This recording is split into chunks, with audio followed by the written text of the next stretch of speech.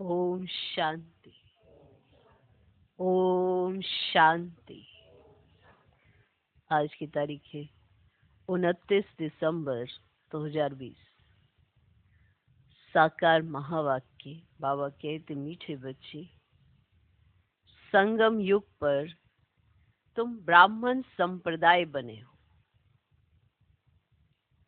संगम युग पर तुम ब्राह्मण संप्रदाय बने हो। तुम्हें अब मृत्यु लोक के मनुष्य से अमर लोक का देवता बनना है। तुम्हें अब मृत्यु लोक के मनुष्य से अमर लोक का देवता बनना है। बाबा कहते मीठे बच्चे, संगम युग पर तुम ब्राह्मण संप्रदाय बने हो। तुम्हें अब मृत्यु लोक के मनुष्य से अमर लोक का देवता बनना है। तो संगम पर ब्राह्मण संप्रदाय, मृत्यु लोक के मनुष्य से अमर लोक का देवता। तो संगम, ब्राह्मण, मृत्यु लोक का मनुष्य और अमर लोक का देवता, ये बनना है। क्या बने हो और क्या बनना है, कहाँ से आए हो, तो ये याद रखना है। आज का प्रश्न, तुम बच्चे किस नॉलेज को समझने के कारण बेहद का संन्यास करते हो? तुम बच्चे किस नॉलेज को समझने के कारण बेहद का संन्यास करते हो?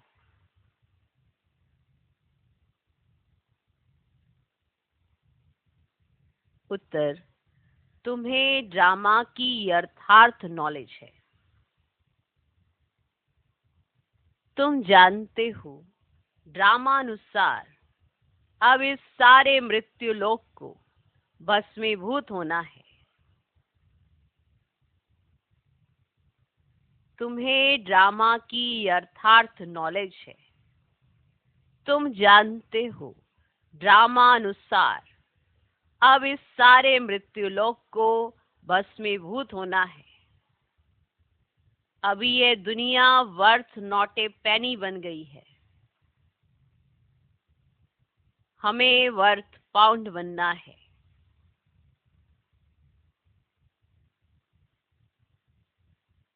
इसमें जो कुछ होता है वह फिर हूबहू कल्प के बाद रिपीट होगा। इसमें जो कुछ होता है वह फिर हूबहू कल्प के बाद रिपीट होगा। इसलिए तुमने इस सारी दुनिया से बेहद का संन्यास किया है। इसलिए तुमने इस सारी दुनिया से बेहद का संन्यास किया है। तुम बच्चे किस नॉलेज को समझने के कारण बेहद का संन्यास करते हो? उत्तर, तुम्हें ड्रामा की यथार्थ नॉलेज है। तुम जानते हो ड्रामा अनुसार अब इस सारे मृत्युलोक को भस्मीभूत होना है। अभी ये दुनिया वर्थ नॉट ए पेनी बन गई है। हमें वर्थ पाउंड बनना है। इसमें जो कुछ होता है वह फिर हूबहू कल्प के बाद रिपीट होगा। इसलिए तुमने इस सारी दुनिया से बेहद का संन्यास किया है।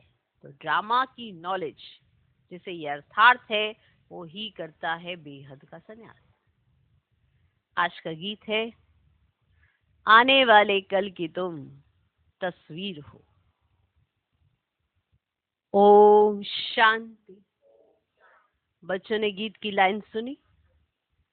आने वाला है अमरलोक, ये है मृत्युलोक।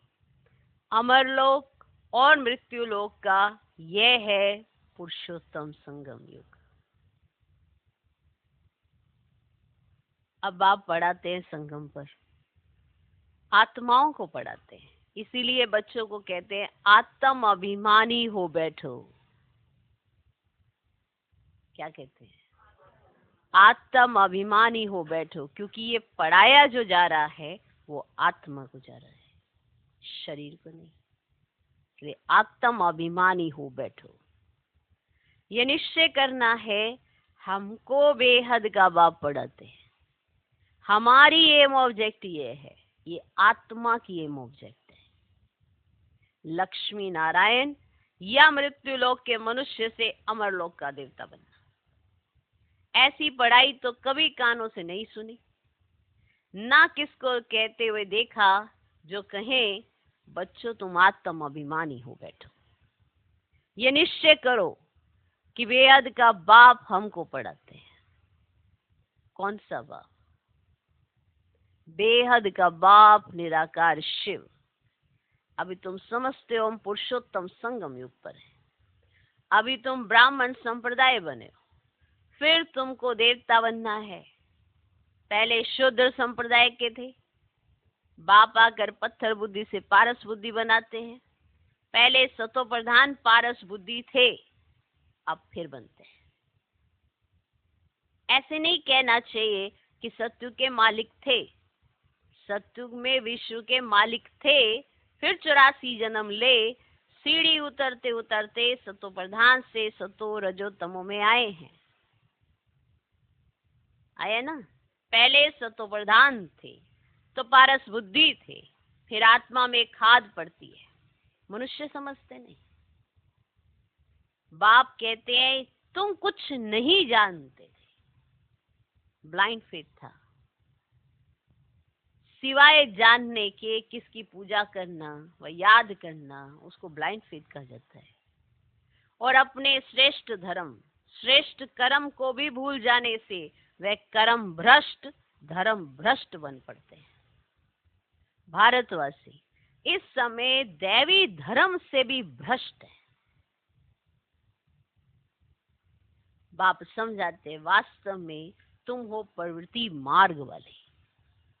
वही देवताएं जब अपवित्र बनते हैं तब देवी देवता कह नहीं सकते, इसलिए नाम बदल हिंदू धर्म रख दिया है। ये भी होता है ड्रामा प्लान अनुसार। सभी एक बाप को ही पुकारते, हे पतित पावन नव। वह एक ही गॉड फादर है जो जन्म मरण रहित है। ऐसे नहीं कि शिव नाम से न्यारी कोई चीज है। आत्मा का व परमात्मा का रूप बहुत सूक्ष्म है, जिसको स्टार व बिंदी कहते हैं। शिव की पूजा करते हैं, शरीर तो है नहीं। अब आत्मा बिंदी की पूजा हो ना सके, इसीलिए उनको बड़ा बनाते हैं पूजा करने के लिए। समझते शिव की पूजा करते हैं, परंतु उनका रूप क्या है वे नहीं जानते। ये सब बातें बाप इस समय ही आकर समझाते हैं। बाप कहते हैं तुम अपने जन्मों को नहीं जानते हो। 84 लाख योनियों का तो एक गपुड़ा लगा दिया। अब बाप तुम बच्चों को बैठ समझाते हैं।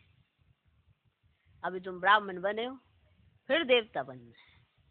कलयुगी मनुष्य है शूद्र, तुम ब्राह्मणों की एम ऑब्जेक्ट है मनुष्य से देवता बनने की। यह मृत्यु लोक पतित दुनिया है। नई दुनिया वह थी जहां ये देवी देवताएं राज्य करते थे। एक ही इनका राज्य था, ये सारे विश्व के मालिक थे। अभी तो तमो प्रधान दुनिया है, अनेक धर्म है, ये देवी देवता धर्म प्राय लोप हो गए। दिखाई भी नहीं देता कि कहीं था या क्या था, प्राय लोप हो गए। देवी देवताओं का राज्य कब था, कितना समय चला, ये वर्ल्ड की हिस्ट्री ज्योग्राफी कोई नहीं जानते। बाप ही आकर तुमको समझाते हैं। यह है गॉड फादरली वर्ल्ड यूनिवर्सिटी, जिसकी एम ऑब्जेक्ट है अमर लोक का देवता बनना। तो याद रखना, ये है संगम युग, मृत्यु लोक, अमर लोक। मृत्यु लोक में मनुष्य, संगम पर ब्राह्मण और अमर लोक में देवता बनना है। इनको अमर कथा भी कहा जाता है। तुम इस नॉलेज से देवता बन काल पर जीत पाते हो। वहां कभी काल खा नहीं सकता, मरने का वहां नाम ही नहीं। अभी तुम काल पर जीत पहन रहे हो ड्रामा के प्लान अनुसार। भारतवासी भी 5 वर्ष या 10 वर्ष का प्लान बनाते हैं ना।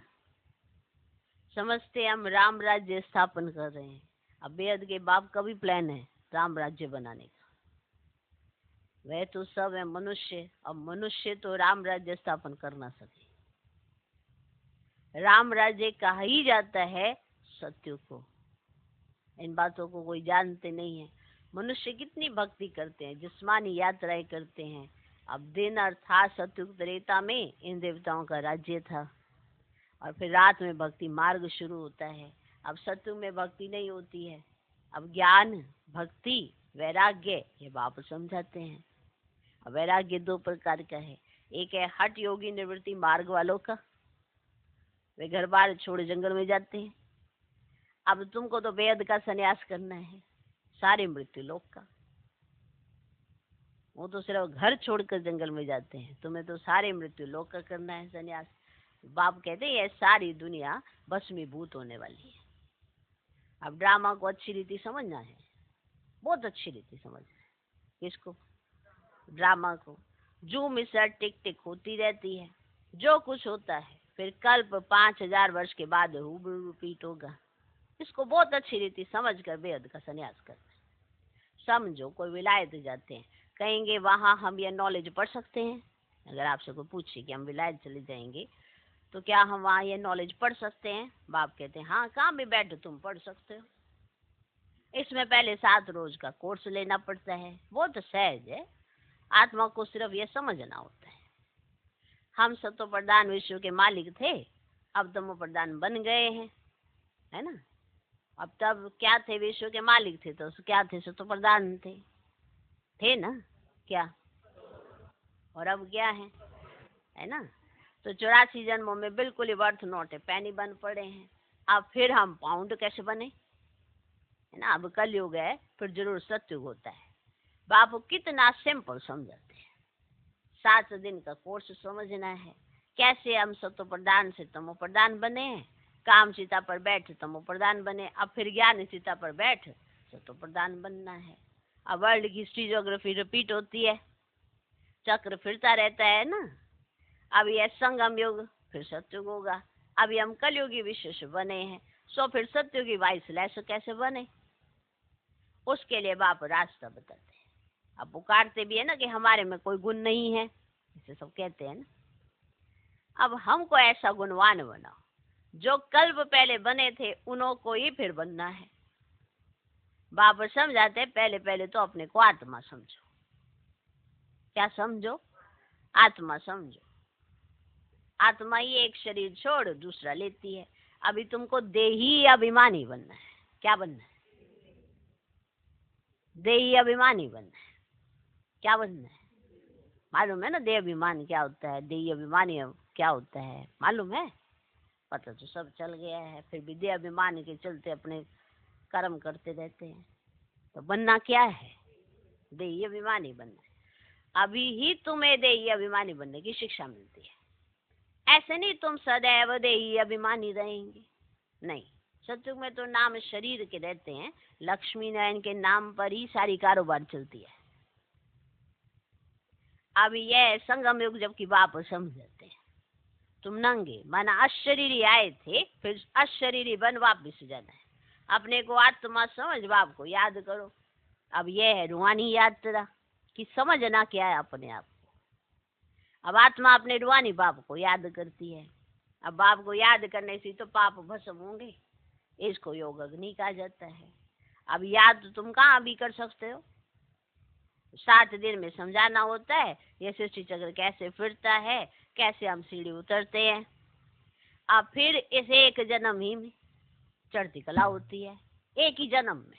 कितनी वंडरफुल बात है ना, वंडरफुल। विलायत में बच्चे रहते हैं, वहां भी मुरली जाती है। यह स्कूल है ना। वास्तव में यह है गॉड फादरली यूनिवर्सिटी। अब गीता का ही राजयोग है, परंतु श्री कृष्ण को भगवान नहीं कहा जाता, ब्रह्मा विष्णु शंकर को भी देवता कहा जाता है। अभी तुम पुरुषार्थ कर फिर सो देवता बनते हो। प्रजापिता ब्रह्मा भी जरूर यहाँ होगा ना। अब प्रजापिता तो मनुष्य है ना, अब प्रजा जरूर यहाँ ही रची जाती है। हम सो का अर्थ बाप ने बहुत सहज रीति समझा है। भक्ति मार्ग में तो कह देते हम आत्मा सो परमात्मा, परमात्मा सो आत्मा, इसलिए तो परमात्मा को सर्वव्यापी कह देते हैं। अब बाप कहते हैं सब में व्यापक है आत्मा, ना कि परमात्मा। मैं कैसे व्यापक होऊंगा ना, तो मुझे बुलाते भी हो ना, हे पतित पावन नाओ हमको पावन बनाओ। अब निराकार आत्माएं सब आकर अपना अपना रथ लेती हैं। हरे का काल मूर्त आत्मा का तख्त है ये, है ना, तख्त को अथवा रथ को। बाप को तो रथ है ही नहीं, वह निराकारी गाया हुआ है। ना सूक्ष्म शरीर है ना स्थूल शरीर है। निराकार खुद रथ में तब बैठे तब बोल सके। अब जब वो बैठे रथ के अंदर तब तो बोल सके। रथ बिगड़ पतितों को पावन कैसे बनाएंगे बताओ। अब आप कहते मैं निराकार आकर इनका लोन लेता हूँ, ठीक है, अगर इनका लोन लेता हूँ, टेम्परेरी लोन लिया है, इनको भाग्यशाली रथ कहा जाता है। बाप इस सृष्टि के आदि मध्य अंत का राज बताए, तुम बच्चों को त्रिकालदर्शी बनाते हैं। और कोई मनुष्य ये नॉलेज जान नहीं सकते। जान सकते हैं? इस समय सब नास्तिक हैं, तो बाप आकर आस्तिक बनाते हैं। अब रचयिता रचना का राज बाप नहीं तो तुमको समझाया है, समझाया है और तुमको बताया। अभी तो बाप नहीं है ना, अब तुम्हारे सिवाय और तो कोई समझा ना सके। अब तुम इस ज्ञान से फिर ये इतना ऊंच पद पाते हो। ये ज्ञान सिर्फ अभी ही तुम ब्राह्मणों को मिलता है। ये ज्ञान सिर्फ अभी तुम ब्राह्मणों को मिलता है। बाप संगम पर आकर ये ज्ञान देते हैं। सदगति देने वाला एक बाप ही है। मनुष्य मनुष्य को सदगति दे ना सके। वह सब गुरु है भक्ति मार्ग के, और सतगुरु एक ही है। उनको कहा जाता है ना, वाह सतगुरु वाह। क्या कहेंगे? इनको पाठशाला भी कहा जाता है। एम ऑब्जेक्ट नर्स नारायण बनने की है, वह सब है भक्ति मार्ग की कथाएं। अब गीता से भी कोई प्राप्ति नहीं होती। बाप कहते मैं तुम बच्चों को समूह खाकर पढ़ाता हूँ जिससे तुम ये पद पाते हो। इसमें मुख्य है पवित्र बनने की बात। अब बाप की याद में रहना है, इसी में ही तो माया बिगड़ डालती है। तुम बाप को याद करते हो अपना वर्ष पाने के लिए।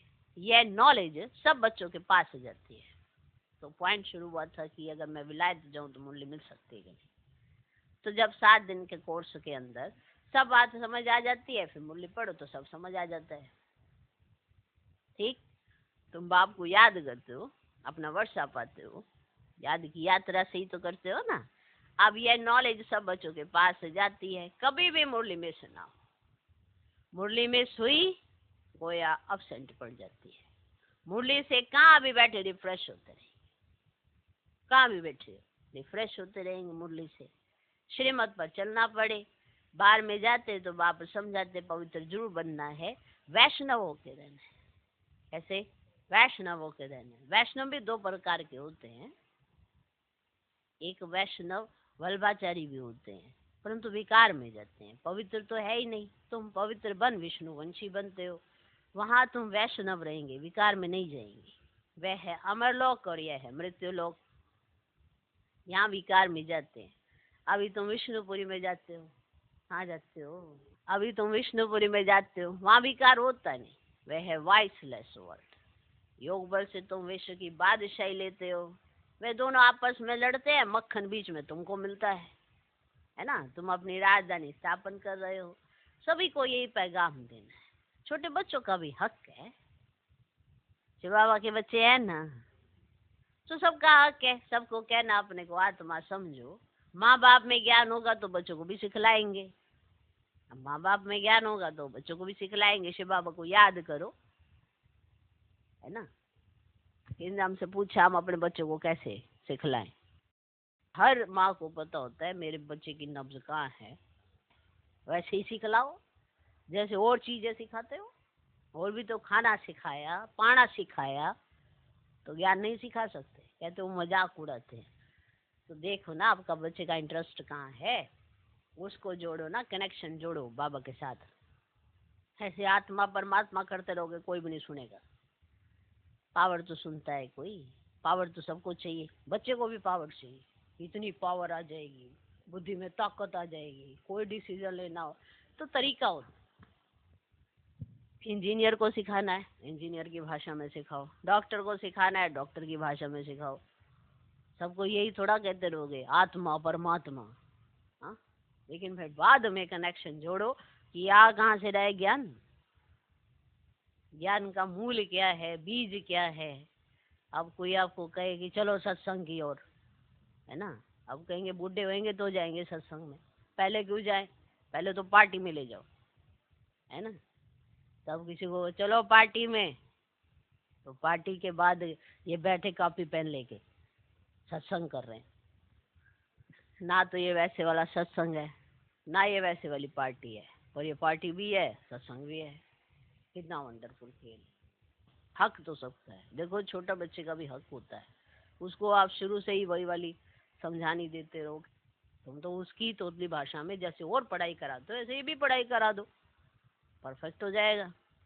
सबका हक है तो आत्मा ही ना, शरीर छोटा है पर आत्मा का तो हक है ही। समझ में आया? जिस समझ आएगा वही तो समझाएगा, नहीं तो कहीं इंतजार करते रहते। बच्चा बड़ा हो तो अपने आप सीख जाएगा, कुछ भी नहीं सीखेगा। अगर ऐसा ही होता तो तुम अपने बच्चे को स्कूल में भी ना डालते, आ ई ऊ भी ना सिखाने जाते, क्योंकि बड़ा होगा तो सीख ही जाएगा। जब थप्पड़ थप्पड़ पड़ेंगे दुनिया के, अनपढ़ होगा तो अपने आप सीख जाएगा। ऐसा कोई नहीं सीखता, बचपन से ही हम सारी चीजें सीखते जाते हैं, थोड़ा थोड़ा थोड़ा, फिर जीवन के अनुभव बढ़ते हैं तो फिर और ज्यादा सीखते हैं।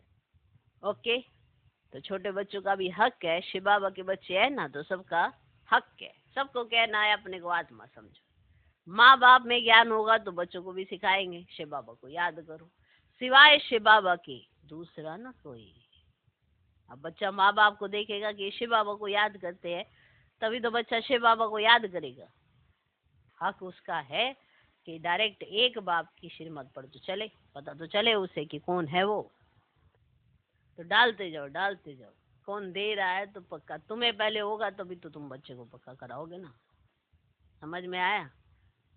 तो माँ बाप में ज्ञान होगा तो बच्चों को भी सिखाएंगे शिव बाबा को याद करो, सिवाय शिव बाबा के दूसरा न कोई। एक की याद से ही तमो प्रधान से सत्व प्रधान बन जाएंगे। इसमें पढ़ाई बहुत अच्छी चाहिए, विलायत में रहते भी तुम पढ़ सकते हो।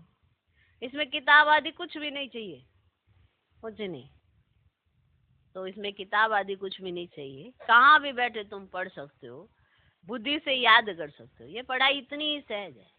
योग अथवा याद से बल मिलता है ना, ताकत मिलती है ना, इसे तो कहा जाता है योग करो। तो कहाँ भी बैठे तुम पढ़ सकते हो और तुम विश्व के मालिक बन सकते हो। बाप राजयोग सिखाकर पावन बनाते हैं, और वह है हठयोग और यह है राजयोग। ये कौन सा योग है? राजयोग। इसमें परहेज बहुत अच्छी चाहिए, अच्छी रीति चाहिए। क्या कहते हैं, परहेज क्यों करनी पड़ती है? तो परहेज नहीं करोगे तो विवेज कैसे पाओगे? ऐसे थोड़ा होता है कि बिना परहेज के तुम अच्छे बन जाओ। तो परहेज तो बहुत अच्छी रीति चाहिए। ये लक्ष्मी नारायण जैसा सर्वगुण संपन्न बनना है ना, है ना। अब इनके अंदर सारे गुण हैं, पर इन्होंने परहेज नंबर 1 की है। कब? संगम पर। इसीलिए ये सर्वगुण संपन्न बने। तो खान पान की भी परहेज चाहिए, और दूसरी बात बाप को याद करना है तो जन्म जन्मांतर के पाप कट जाएंगे। इसको कहा जाता है सहज राजयोग, राजाई प्राप्त करने के लिए। अगर राजाई ना ली तो गरीब बन जाएंगे, श्रीमत पर पूरा चलने से श्रेष्ठ बनेंगे। भ्रष्ट से श्रेष्ठ बनना है, उसके लिए बाप को याद करना है। कल्प पहले भी तुमने ये ज्ञान लिया था जो फिर अब लेते हो। सत्युग में और कोई राज्य नहीं था, इसको कहा जाता है ना सुखधाम, अभी है दुखधाम। और जहाँ से माए आती हैं वह है शांति धाम। अब शिव बाबा को वंडर लगता है दुनिया में मनुष्य क्या क्या करते हैं। बच्चे कम पैदा हो उसके लिए भी कितना माथा मारते रहते हैं, समझते नहीं ये तो बाप का ही काम है। बाप झट एक धर्म की स्थापना कर बाकी सब अनेक धर्मों का विनाश करा देते हैं एक धक से। वो लोग कितनी दवाइयां आदि निकालते हैं पैदाइश कम करने के लिए, बाप के पास तो एक ही दवाई है, एक धर्म की स्थापना होनी है। वह समय आएगा सब कहेंगे ये तो पवित्र बन रहे हैं, फिर दवाई आदि की भी क्या दरकार है। तुमको बाबा ने ऐसी दवाई दी है मन मना भाव की, जिससे तुम 21 जन्मों के लिए पवित्र बन जाते हो। अच्छा, मीठे मीठे सिकी लधे बच्चों प्रति मात पिता बाप दादा का याद प्यार और गुड मॉर्निंग। रूहानी बाप की रूहानी बच्चों को नमस्ते। हम रूहानी बच्चों की भी रूहानी बाप को नमस्ते नमस्ते नमस्ते। Good morning good morning good morning. धारणा के लिए मुख्य सार पहला पॉइंट, पवित्र बनकर पक्का वैष्णव बनना है। पवित्र बनकर पक्का वैष्णव बनना है। खान पान की भी पूरी परहेज करनी है। खान पान की भी पूरी परहेज करनी है।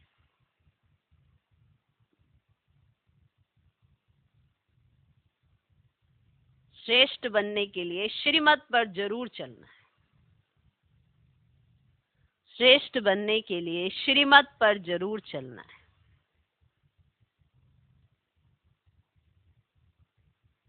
दूसरा पॉइंट, मुरली से स्वयं को रिफ्रेश करना है। मुरली से स्वयं को रिफ्रेश करना है। कहां भी रहते सतो प्रधान बनने का पुरुषार्थ करना है। कहां भी रहते सतो प्रधान बनने का पुरुषार्थ करना है।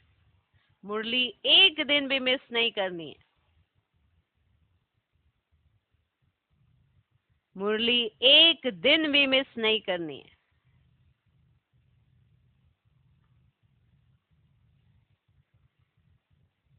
आज का वरदान, जुदाई को सदा काल के लिए विदाई देने वाले स्नेही स्वरूप भव। जुदाई को सदा काल के लिए विदाई देने वाले स्नेही स्वरूप भव। जो स्नेही को पसंद है वही स्नेह करने वाले को पसंद हो। यही स्नेह का स्वरूप है।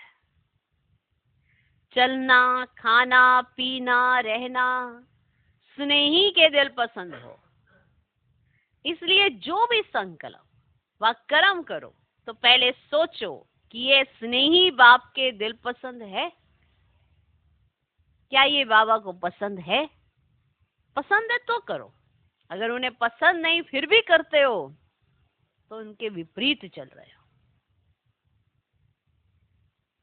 तो संकल्प व कर्म जो भी करो तो पहले सोचो कि यह स्नेही बाप के दिल पसंद है।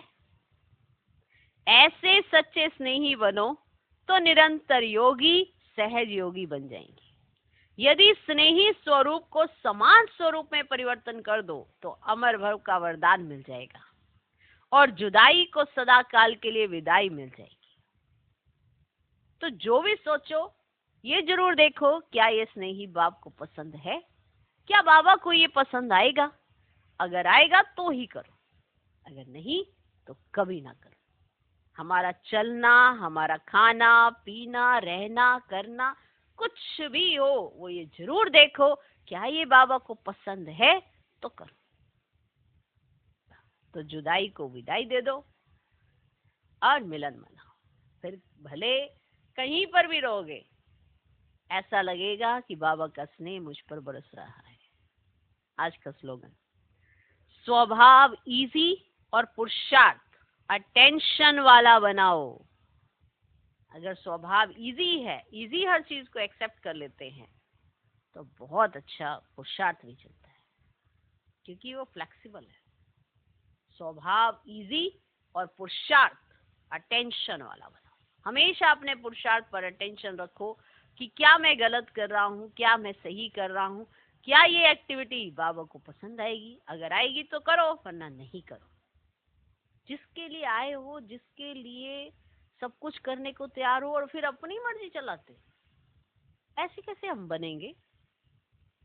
जिस पर अपने आप को निछावर करने के लिए बैठे हो कि हाँ जी बाबा आप जैसा कहें वैसा करने के तैयार, और मर्जी फिर अपनी चलाते हो, तो बनोगे कैसे? बनने का ये तो कोई स्वरूप ही नहीं होता। बदलना क्या है? अवगुण को गुणों में, बस यही तो करना है। और करना क्या है? एक देवाभिमान, उसकी जड़ वही नहीं ढूंढ पाते कि कहाँ से देवाभिमान जागृत हो जाता है, वही नहीं ढूंढ पा रहे तो खत्म कहाँ से करोगे? जड़ी तो ढूंढनी पड़ती है। ये देवाभिमान कहाँ से जागता है? कैसी कैसी बातें हैं जो तुम्हारा देवाभिमान जगाती है? आपने देखा होगा कहीं ऐसे दिखेंगे वो परेशान ही रहते हैं, सब कुछ मिलता है फिर भी परेशान रहते हैं। इसका अर्थ क्या है? इजी स्वभाव नहीं है और अटेंशन नहीं है, इसलिए परेशान रहते हैं। वरना तो संगम पर परेशानी शब्द भी नहीं है। तो स्वभाव इजी और पुरुषार्थ अटेंशन वाला बनाओ। ओम शांति।